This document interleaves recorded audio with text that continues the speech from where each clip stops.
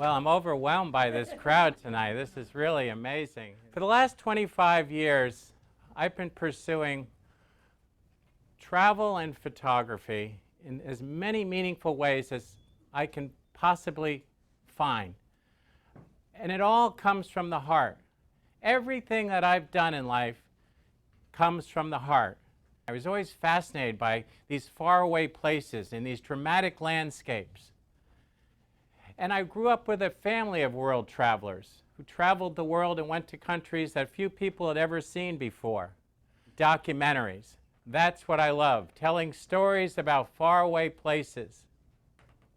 Places that few people ever really get to see. I'm excited to share a few of my stories and also share with you some of the most important lessons that I've learned on the back roads of the world. The camera is just a tool. It's an extension of your heart, your mind, your soul. It's the way you see the world and immerse yourself in the world and see the light more than anything. That's what really differentiates a good photograph from a great photograph. And I like shooting fast and always being ready to go when that moment arrives. Because the moments are fleeting and they happen fast. And so you've got to be prepared. And I've met some incredible people over the years. Frank Valentine in Dawson City in the Yukon. Oh, I'll never forget Frank. He convinced me at 10 in the morning that we should have a round of beers in the local saloon.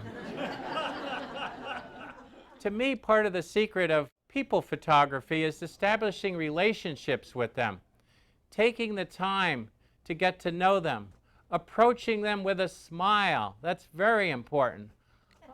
Not stalking them or chasing them in the pursuit of getting this photograph. You need to establish a relationship first, whether it's 2 minutes or 20 minutes or 2 hours. I like to travel light and I like to follow the light. That's what it's all about. Traveling light and following light. I'm stalking light. I stalk out places ahead of time. I do research, a lot of research. I plan out destinations in areas that show a lot of photography potential, and then I'll wait for the right light to get the definitive landscape. It's all about realism. George Renner here in Idaho. We spent some time sitting on this little back road in this small little town of Pineville, and George was a remarkable person. He was not only a cabinet maker, but he was a philosopher, a poet, and a musician. Forging a vision. It's so important to look at landscapes and look at particular scenes and try to bring a new take to it. I was shooting this town all throughout the day, and then I realized it was right at sunset that was going to make this shot dramatic. And this is seconds before the sun went down. Here again, I spent a few minutes with this young lad, and look at his eyes. I mean, that really says it all in portraiture. When you see eyes like that and you can get a look like that, that comes naturally, it's like gold. It really is. It warms your heart, and it means everything to me. Now, most of the time, I'm hiring drivers. I used to try to do these road trips alone, and certainly in North America, that's fine. But when you get south of the border into Central and South America, and certainly Asian countries, it's really a good idea to have a driver lead you. And the reason being, it's a lot safer. I tend to always be looking for subject matter when I'm driving, and that's not a good habit when you're trying to keep your eyes on the road. But hiring a driver in South America or faraway countries is a great idea. They can speak the language fluently.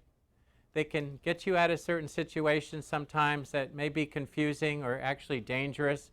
Sometimes I'm in such remote areas and places that are so off the beaten path that people really wonder what I'm even doing here. They don't quite get it. They certainly don't understand that I'm just there taking pictures. Everywhere you look, there's photographs to be seen. You just have to take it slow and really look at life up close and immerse yourself. All your senses are going into overdrive. I like wild country to be young in, where my mind can run free and fast with the visual stimulation I experience from dawn to dusk. I like movement for movement's sake. I like to just keep moving, but have adventures, have incredible experiences, and seize each and every day. That to me is the beauty of travel. So to me, photography just always came somewhat naturally. That's why I became a photographer. It was like eating and breathing and walking, shooting, taking pictures. And I think a lot had to do with these seeds that were planted in my mind when I was very young, and reading the National Geographic magazines over and over and over again. It's amazing what those seeds will do at a young age. It inspired me to seek out the wildest, most remote places in the world, have adventures, have experiences, but be cautious. Be very cautious. Imagine being on a road like this in the fog, not even being able to see ahead of you. I've been on roads like that. These are one-way roads, several thousand feet drop-offs, no guardrails. And the road can get rough and get windy and long. But it really gets my adrenaline going.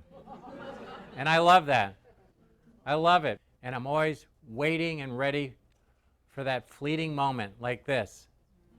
4 wild horses running across the desert in front of the Fitzroy Range.